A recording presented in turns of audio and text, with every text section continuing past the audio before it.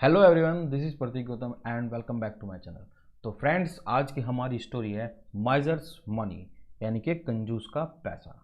इस स्टोरी को शुरू करने से पहले मैं आपको इस स्टोरी के बारे में थोड़ा सा ब्रीफ कर देता हूँ कि इस स्टोरी में आखिर ऐसा है क्या। तो देखिए, इसमें एक कैरेक्टर है जिसका नाम है किसन। वो एक बहुत बड़ा कंजूस है।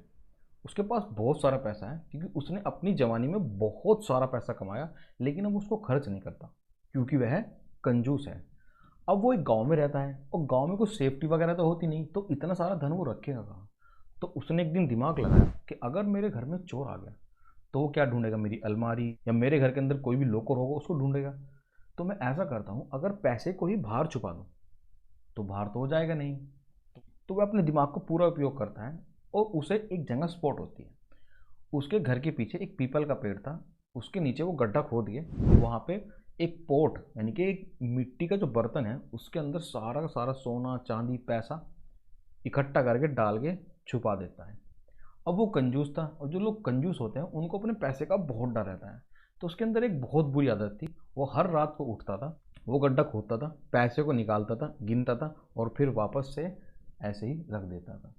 तो एक दिन उसका जो पड़ोसी था रामू, वो देखता था कि रोज की रोज ये जाता कहाँ है।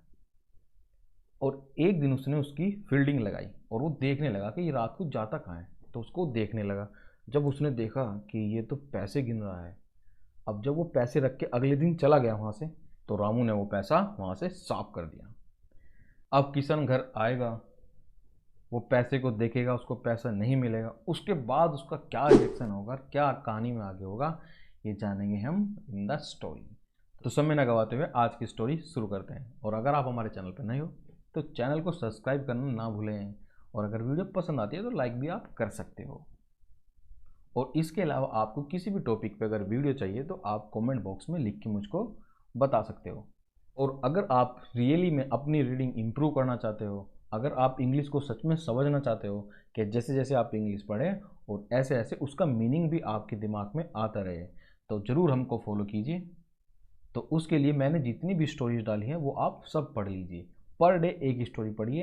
एक दिन, 2 दिन, 10 दिन के बाद स्टोरी आपकी ऑटोमेटिकली समझ में आनी शुरू हो जाएगी। आपको उसका हिंदी में अनुवाद करने की कोई भी ज़रूरत नहीं पड़ेगी।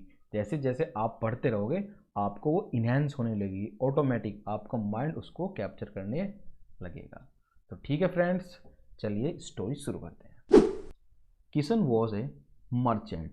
मर्चेंट का मतलब होता है व्यापारी। देखिए, अगर आप वर्ड मीनिंग ढूंढना चाहते हो तो आप अपनी नोटबुक लेके साथ बैठ सकते हो। जो जो मैं वर्ड मीनिंग बताऊंगा वो आप सब लिख सकते हो। मर्चेंट का मतलब होता है व्यापारी। देखिए, व्यापारी वो इस तरह का मर्चेंट नहीं होता कि छोटा मोटा व्यापारी। मर्चेंट व्यापारी एग्जैक्टली में वो होता है जो एक देश से दूसरे देश में व्यापार करता है, उसको एग्जैक्टली मर्चेंट बोलते हैं। As a young man he had earn a lot of money. जब वह जवान था उसने बहुत सारा पैसा कमाया। Now he was old and had more than enough money. अब वह बूढ़ा हो गया है लेकिन उसके पास उसकी ज़रूरत से ज़्यादा पैसा है। But he was a माइजर। माइजर मतलब होता है कंजूस, लेकिन वो क्या है, एक कंजूस है। He did not spend his money. वह अपने पैसों को खर्च नहीं करता। As Kishan lived in a village. Kishan गांव में रहता है। He felt it unsafe to leave his money in his house.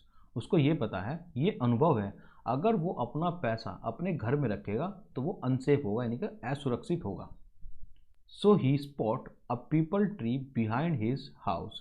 तो वो एक जगह देखता है जो कि कहाँ थी, उसके घर के पीछे एक पीपल के पेड़ के नीचे। He dug a hole under it. वह उसके नीचे एक गड्ढा खोदता है। And hide his pot full of money there. और पैसों से भरा घड़ा वहीं पे छुपा देता है। He was always scared that someone would steal his money. और वह हमेशा डरता रहता था कि कभी कोई उसके पैसे वहाँ से ना चुरा ले। क्योंकि कंजूस है ना, कंजूस को हमेशा डर लगा रहता है, इसलिए तो उसने पैसा अपना बाहर गड्ढे में रखा। Every night he would dig out the pot from under the tree. वो हर रात क्या करता था, उस गड्ढे को खोदता और पैसे को बाहर निकालता था। Count the money and hide it back. उसको गिनता और फिर उसको दोबारा से वहीं पे छुपा देता। One day किसान्स neighbour Ramu.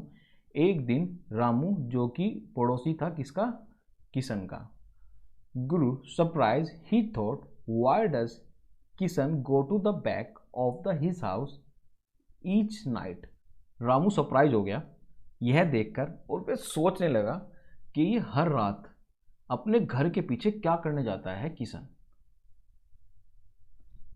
So one night Ramu hide behind a wall. एक दिन रामू क्या हुआ, दीवार के पीछे छुप गया। एंड सा किशन लीव हिज हाउस। जब उसने किशन को अपना घर से जाते हुए देखा, then he saw and understood what Kishan used to do every night. तब उसने देखा और जाना और समझ गया वो जी देख के कि जो किशन है रोज की रोज कहाँ जाता है। Next day when Kishan had gone out, और अगले दिन जब किशन अपने घर से बाहर गया, Ramu went to the peepal tree. वह कहाँ गया, पीपल के पेड़ के पास। He dug out the pot, और उसने वहाँ पे गड्ढे को खोदा और वहाँ से पोट को, जो बर्तन था उसको वहाँ से निकाल लिया। He took out the money, उसने वहाँ से पैसे को निकाल लिया। And placed pebbles in the pot, और उसकी बदली वहाँ पे क्या डाल दी, कंकड़। पेबल्स माने होता है कंकड़। ही टुक द मनी होम, और पैसे को कहाँ ले गया, घर ले गया। दैट नाइट, उसी रात, एज यूजल, रोज की तरह, Kishan went to the check his pot of money, but he found pebbles in the pot. Kishan check करने गया अपने पैसों को, एंड उसने वहां पर कंकड़े पाई अपने घड़े के अंदर। ही स्टार्टेड क्राइंग लाउडली, वह जोर से रोना शुरू कर दिया। Hearing his cries many people and neighbours rush to the spot. अब उसकी आवाज़ सुन के रोने की सब के सब जो आसपास के लोग थे और उसके पड़ोसी थे, सब के सब वहीं पे आके इकट्ठा हो गए। ही कीप्ड क्राइंग, वह रोते ही जा रहा था। ओ माई मनी, मेरा पैसा मेरा पैसा। Someone has taken my money, किसी ने मेरा पैसा चुरा लिया, यहाँ से लेके चला गया। What do I do now, अब मैं क्या करूँ।